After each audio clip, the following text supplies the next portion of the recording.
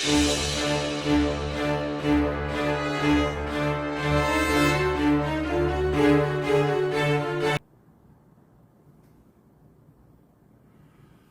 존경하는 시청자 여러분 안녕하십니까. 2023년 4월 26일 자, 송영진 방송의 시사 논평 시간입니다. 자, 여러분들 오늘은 이 민주당의 전 법무부 장관이었던 이 박범계의 이 고백이라고 얘기를 해야 됩니까?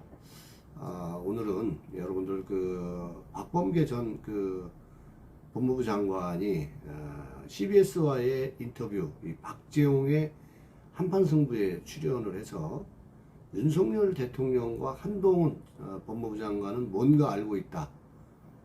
그래서 오늘 제목은 이정근의 노트입니다.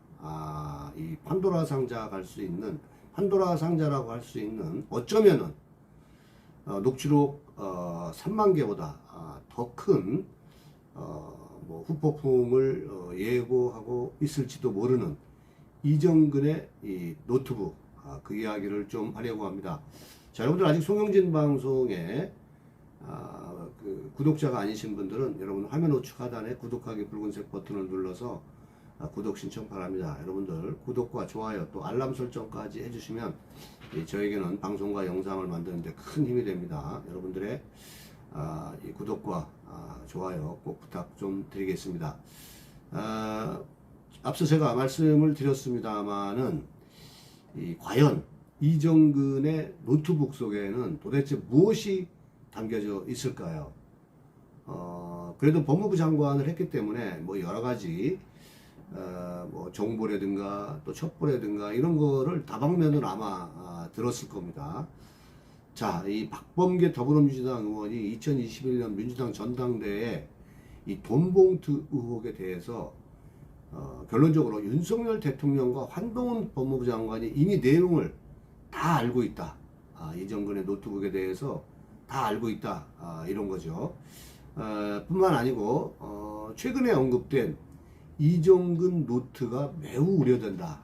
이러한 얘기를 이 박범계 현 더불어민주당 의원은 이정근 전 사무총장의 이 전화 녹취록 3만 개보다 일부 보도된 이정근의 노트가 사실 이 가늠하기 어려운 것이다.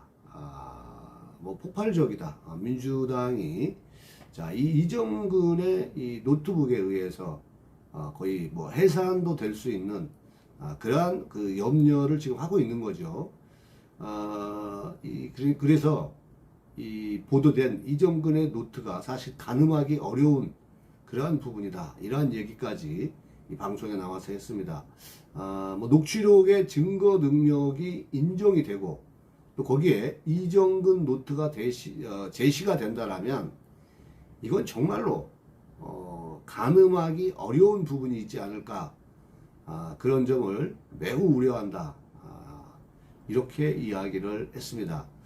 자, 이정근 전 사무총장이 구속 전 작성했다고 주장하는 이정근 노트는 지난 21일 시사저널에 의해서 처음 언급이 됩니다. 이 해당 노트에는 전당대회 당시의 돈 전달 과정 등이 상세하게 기록되어 있고 그러니까 친노무현계입니다. 친문재인계, 친명, 친이재명계의 자금줄, 그러니까 민주당의 이 전반적인 각 계파마다의 이 자금줄이 대략적으로 노트북에 정리되어 있다는 겁니다. 자, 이 노트에 적힌 친명계 핵심, 이 7인회의 이 부분에서는 자, 이 노트북에, 이정근의 노트북에 친명계의 핵심이 여러분 7인회라는 건 알고 계시죠? 자, 이 7인회 부분에 있어서는 100억짜리 양도성 예금 증서, 우리가 CD라고 합니다. 이 CD 30장을 L 의원과 M을 통해서 바꿨다는 내용도 있는 것으로 알려지고 있습니다. 이 CD 증서를 실제적으로 현금화했다고 합니다. 이게 수천억에 달한다는 얘기도 있습니다.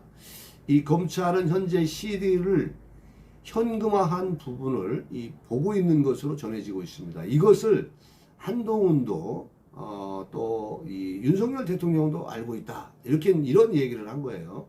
우리가 이제 가늠해서 짐작해 볼 수 있는 것은 이 4.19 기념식에 참석한 윤석열 대통령이 이러한 얘기를 합니다.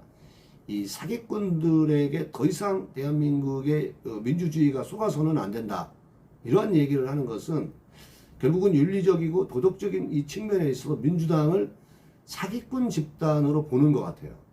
그것은 저는 저도 그렇게 생각을 합니다. 민주당은 이재명의 이 사법적 리스크인 여러 가지 범죄 의혹, 여러분들 대장동, 또 유래 신도시, 성남FC 후원금 의혹, 백현동, 또 정자동, 또 변호사비 대납 의혹, 대북송금, 또 그 해경군 김씨의 지금 경기도 법인카드 사적 유용에 관한 여러 가지 이러한 사실들을 보더라도 그건 사기꾼 집단이죠. 거기다가 이 당대표 선거에서 돈 봉투를 돌렸다라는 것은 민주주의를 파괴하고 민주주의를 훼손한 겁니다.